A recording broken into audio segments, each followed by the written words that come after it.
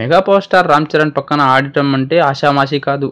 మంచి డ్యాన్సర్ కూడా చరణ్ ప్రూఫ్ చేసుకున్నాడు. మెగా అభిమానులపై అంచనాలు ఓ రేంజ్లో ఉంటాయి.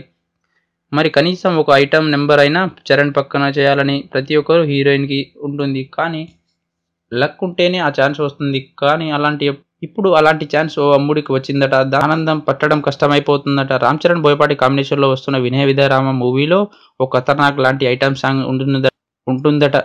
పబ్ సాంగ్గా దీన్ని షూట్ చేస్తున్నారట. ఇందుకోసం రామ్ చరణ్ పక్కన ఎందరినో అనుకున్నారు.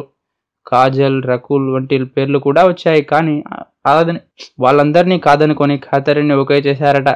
అయితే చివరి నిమిషంలో ఏమైందో ఏమో ఇప్పుడు కానీ ఈమెను కూడా కాదనుకొని ఈషా గుప్తాని తెరపై తెచ్చారట. ఈ హాట్ బేబీ చరణ్ పక్కన చిందులేయబోతున్నట్లు ఈషా హాట్ చరణ్ హిట్ కలిస్తే బోయపాటి డైరెక్షన్లో ఓ రేంజ్లో కేక పెట్టేలా ఐటమ్ సాంగ్ వస్తుందని అంటున్నారు.